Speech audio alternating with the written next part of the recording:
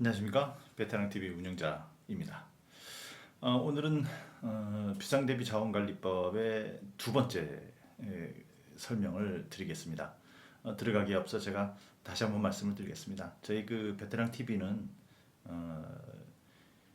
현직에서 이제 장기 근무를, 군에서 장기 근무한 하고 있는 또는 근무했던 장교 부사관들이 제2의 인생 2막을 찾는 데 도움을 주는 채널입니다. 그 중에 가장 중요한 것은 이제 제가 지금 현재 하고 있는 비상계획관을 어떻게 준비해야겠는가라는 것을 설명을 하는 것이 가장 중요한 저의 목적이고요. 두 번째는 이제 주변에서 전역을 해서 이제 새로운 길을 갖고 있는 여러분들을 한 명 한 명씩 인터뷰를 통해서 방향을 한번 설명을 해주고, 그 다음에 어떤 일들을 그들이 해야 하는지를 서로 좋은 정보를 공유하는 것이 제 목적입니다. 따라서 비상계획관 시험을 준비를 하는 데 있어서 제가 느낀 바를 진솔하게 지금 하나하나씩 설명을 하고 있는데요. 사실 그렇습니다.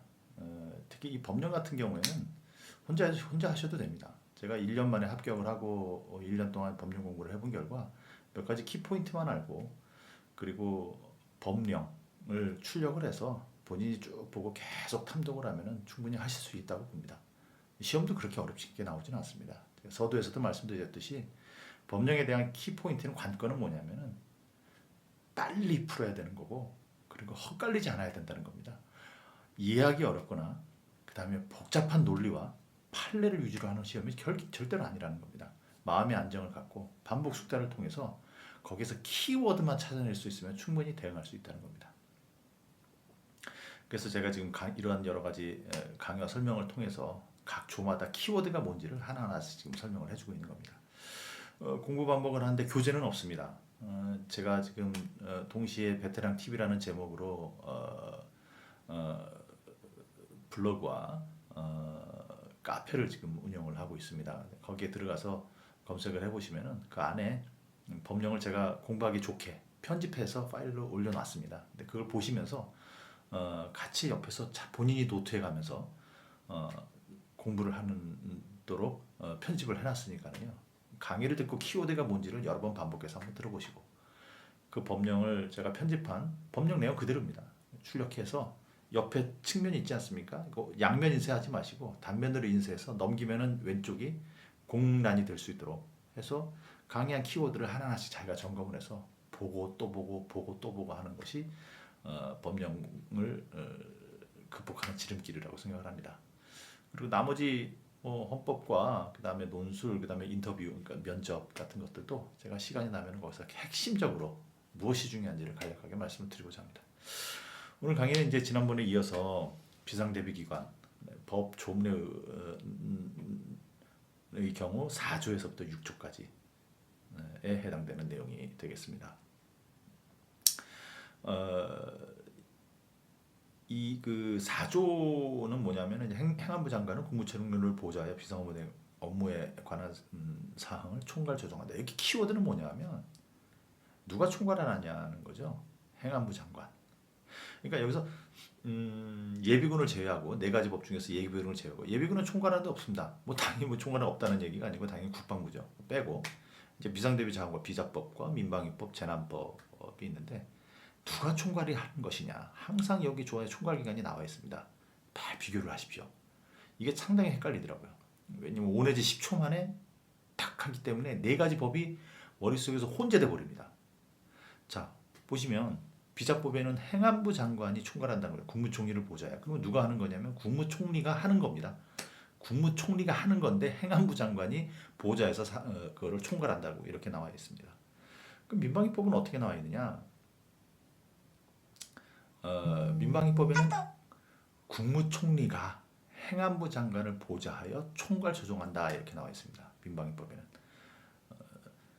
궁극적으로 국무총리가 하는 거죠. 국무총리가 하는 건데 행안부 장관의 보좌를 받아서 총괄 조정한다. 뭐 이거하고 그 말하고 뭐 약간의 뉘앙스의 총괄 조정을 누가 하느냐라는 것에 뭐 표현 방식에 따른 달라지만은 비자법에 있는 것과 민방위법에 있는 것은 뭐 수동태와 능동태 뭐 그 차이밖에는 없습니다. 국무총리가 하는 거죠. 근데 비자법에서는 행안부 장관은이라는 주어가 행안부 장관이 나오고 보좌하여 총괄한다 이렇게 얘기하는 거고, 민방위법에서는 주어가 이제 국무총리가 나오는 거죠. 그래서 보좌를 받아서 총괄 조정을 한다. 맥락적으로 비슷합니다. 재난법은 근데 명확히 나와 있어요. 누구 그런 건 없어요. 행안부 장관이 뭐뭐뭐뭐뭐 행하는 모든 것을 총괄 조정한다. 이렇게 재난법에는 이렇게 나와 있습니다. 세 가지 키워드입니다. 이 4조는 그거밖에 없어요.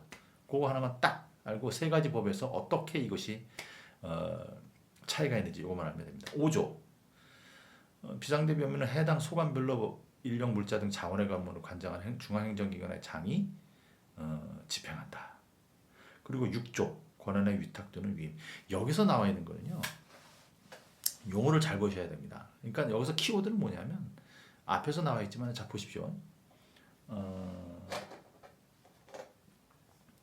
전반적으로 비자법하고 민방위법의 등장인물을 잘 구별을 해야 됩니다.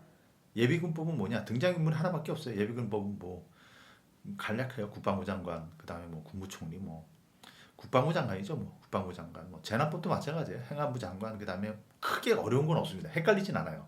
거기 나와 있는 누가 하는 건지는 재난법하고 예비군법은 이 비자법하고 민방위가 상당히 헷갈리더라고요. 제가 공부할 때. 자 봅시다. 누가 나오냐면 행안부 장관이 나와요. 행안장관. 편의상 여기는 이제 비자법이라고 비자법 왼쪽에 적고 오른쪽에는 민방위를 적겠습니다. 민방위도 마찬가지로 행안장관이 나와요.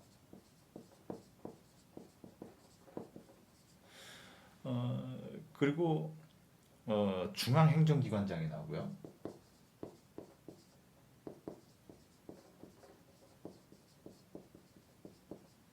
비자법 얘기하는 겁니다. 그 다음에 그 소속 기관장이 나옵니다. 그리고 주무장관이라는 표현이 나오고요. 그 다음에 시도지사라는 말이 나옵니다. 그 다음에 시군구청장이라는 말이 나오고요. 그 다음에 읍면동장이 나옵니다. 여기도 마찬가지예요. 중앙 관서의장이라는 표현이 나오고요. 그 다음에 주무장관이라는 말이 나오고요.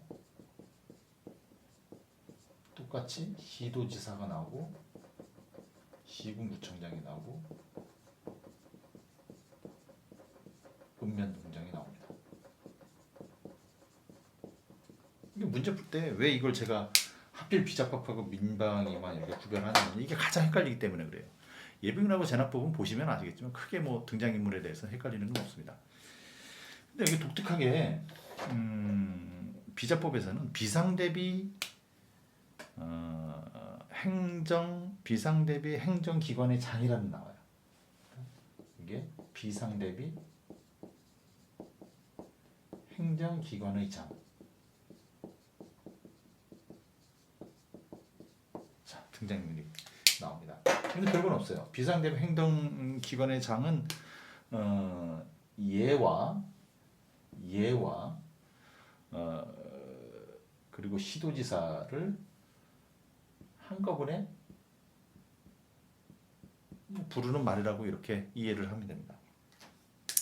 문제는 뭐냐면 이게 이제 5 내지 10초 안에 이제 조문을 빨리 보고 그것이 빨리 해석을 해야 되지 않습니까? 주어 이거 누가 나오는지도 이거 문제 나오니까요. 가장 중요한 게 많이 나옵니다. 시군구청장이냐 읍면동장 헷갈리잖아요. 이게 다 이게 주어를 이 사람이 나오는 표현을 이 사람으로 바꿔버리면 얼마나 헷갈리겠습니까? 거기에다가 머릿속에 민방위 것까지 그냥 민방위법에 나올 것까지 그냥 뒤죽박죽 돼버리면 5 내지 10초 안에 그것을 해결하기가 쉽지 않아요. 맥락을 정확히 잡아야 됩니다. 맥락을. 자 보시면 비자법은 주로 누가 하는 거냐면요. 비자법은 쭉 보시면 알지만 행안장관이에요. 행안장관. 그리고 주무장관이에요. 행안장관하고 주무장관. 기본 개념이 왜냐면은 비상대비 자원관리잖아요. 비상대비 자원관리. 그러니까 주무장관. 행안장관은 이제 여러 가지 행정 업무를 하기 때문에 하는 거고 그리고 대부분 주무장관이에요. 주무장관. 비상대비 행정기관이니까. 나머지 것들이 안 나오는 건 아닌데 주예요. 주. 자 그러면 민방위법엔 누가 주냐? 행안장관이 당연히 주겠죠. 민방위는 행정을 하니까. 그다음 민방위지 않습니까? 민방위. 민이 방위하는 거예요. 그래서 주체가 되는 건 행정기관이 주체가 된다는 거죠. 얘네들이 주예요. 시도지사, 시군구, 읍면동. 자, 머릿속에 그냥 딱, 그러니까 누가 주로 많이 나오냐는 거죠. 누가 주축이 되냐는 거죠. 여기는 주무장관이고 여기는 이제 뭐 다른 것들은 안 나오냐? 그건 아니죠. 민방위에서는 딱 주무장관이 여기 딱 한 건 나와요. 한 건.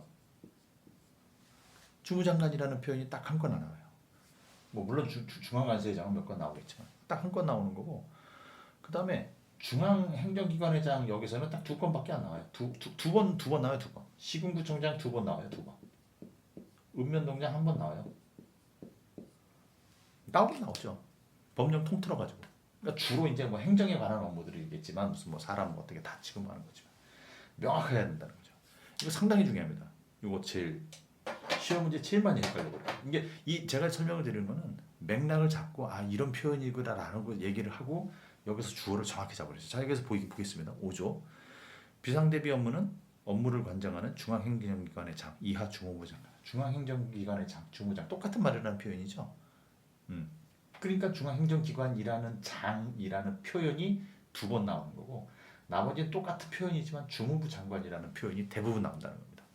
바꿔버리면 어떡하겠어요? 시험. 중앙행정기관의 장이 집행한다. 여기서는 이하 주무장관이라고 한다. 뭐 똑같은 표현이죠. 자, 그 다음에 6조 보겠습니다. 주무부 장관의 권한은 그 일부를. 근데 여기에 이 법에 따른 주무부 장관의 권한은 이 법에 따른 중앙행정기관의 장은 이렇게 보면 틀린 문장이라는 거죠. 충무장관의 권한이라고 하는데 중앙행정기관 왜냐하면 위에서는 똑같이 이하 주무부 장관이라고 한다라고 해서 가지고 똑같은 말을 했지만은 여기에서 보면은 주무부 장관의 권한은 일부를 위임한다라고 했기 때문에 명확하게 주무부 장관이라고 표현을 해야 된다고 만드는 거죠.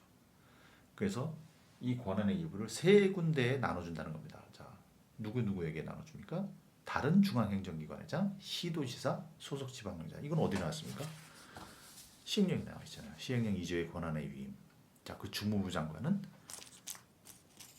누구에게? 세 사람에게 나눠준다. 다른 지방행정기관의 장, 그다음에 시도지사, 그다음에 소속지방행정기관의 장. 세 사람에게 뭘? 1, 2, 3에 대해서. 1, 2, 3이 뭐냐? 읽어보면 알아요. 크게 어려운 건 없어요. 뭐 법 11조 1항, 법 9조 2, 13조 뒤쳐보면 나오고 한두 번 쭉 보면은 뭐 크게 뭐 이렇게 뭐 어려운 것 없이 그렇게 나옵니다. 그러니까 여기서 제가 말씀드리고 싶은 것은 이제 4조, 5조, 6조에서 이제 제 4조에서 주어가 누구냐, 행안부 장관이 누가 집행하느냐, 다른 법하고 비교해서 바라는 거죠. 제 4조에서는 민방위하고 재난법에서는 어떻게 표현됐다라는 거. 이게 키포인트예요. 그다음에 5조, 6조에 대한 것은 이제 주어가 누구냐, 여기 등장인물을 여기 정리드렸지 않습니까?